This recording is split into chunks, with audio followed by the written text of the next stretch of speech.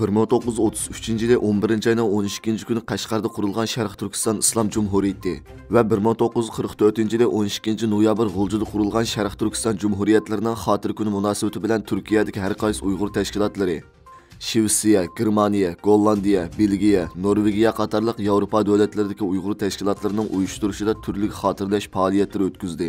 Tashkilot rahbarlari, jamoat arboblari, diniy zotlar, avangard yoshlar ayrim-ayrim so'z qildi. Istanbul Safaköy rayonidagi tantarbiya maydonida o'tkazgan murosimga minglagan kishi jo'shqin va qizg'in kayfiyatda ajdodlarni xotirladi va shundoqla Xitoy zulmiga qarshi irodasini ifodaladi.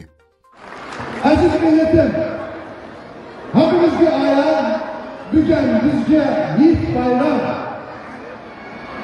Allah şu Rabbimiz Sharq Turkistonda 33 ve 44. yıl kurulgan aziz şehitlerimizin kanıyla sulangan ve kurban üstünü kurban verilip kurulgan Sharq Turkiston Cumhuriyetlerini eslash ve eskiga keltirish tariximizga qayta hoş geldinler.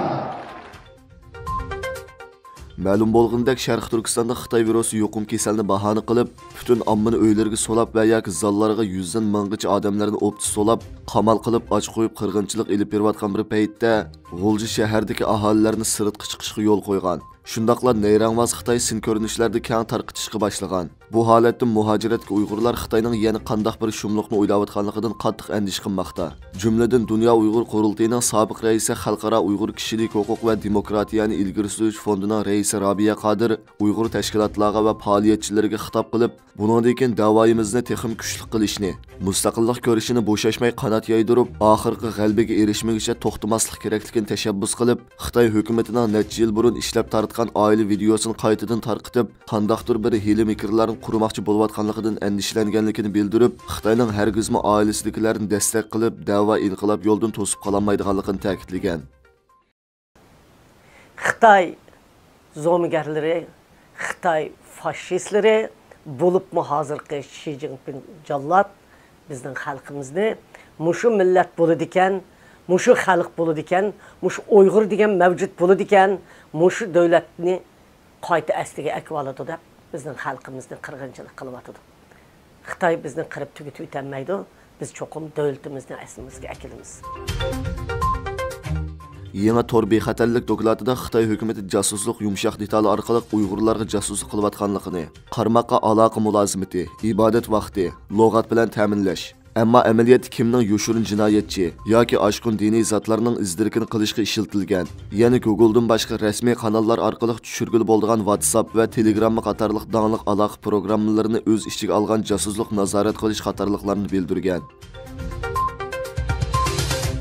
Keniya Sharqiy Afrika davlatining prezidenti yaqinda davlatning sobiq hukumati bilan Xitoy hukumati o'rtasida temir yo'l qurilish turi uchun imzolangan bir qancha to'xtamdan bir qism hujjatlarni oshkorlagan.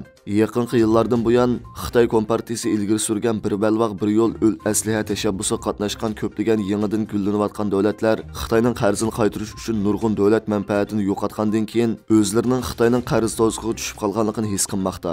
Yaqinda yangidan saylangan Keniya prezidenti Ruto o'zining saylam raqobatiga butun mamlakat bergan va'dasini yaxshi ado qilish uchun davlatning oldingi hukumatining 2014-yili Xitoy hukumati bilan temir yo'l qurilish turini huddiga olgan 3 hujjatini oshkorlab, munosabatli turlarda ishlatiladigan temir yo'l qurilish materiallarining ko'pinchisi cho'qim Xitoydan import qilinishi kerakligi, temir yo'l tijorat kirim bilan setib olgan har qanday tovarmi Xitoydan import qilinadiganligi, Keniya hukumati cho'qim bu tovarlarga bojsiz e'tibor berish kerakligi, kelishimning ijro qilinishidan kelib chiqqan talash tortishlar Xitoydagi cheklash kuchiga ega organning kesim qilishi bilan hal qilinadiganligi, Keniya davlatining mablag' solg'uchining ruxsatsiz to'xtam mazmunini 3-tarafga oshkorlamasligi yozilgan ekan. Tahlilchilar Xitoy doiralarining qilg'ini amaliyotda Keniya va Sri Lanka qatorliq boyliqi mo'l, ammo siyosiy chirik davlatlarini tanlab, ularning hukumat amaldorlariga pora berish, ondan fursatdan foydalanib kon mahsulotlarini qizish, transportni egallab kontrol qilish, Xitoyning tashqi kengashiga yaqindan yordamli bo'lganligini bildirib, oshkorlangan to'xtamlarga qaraganda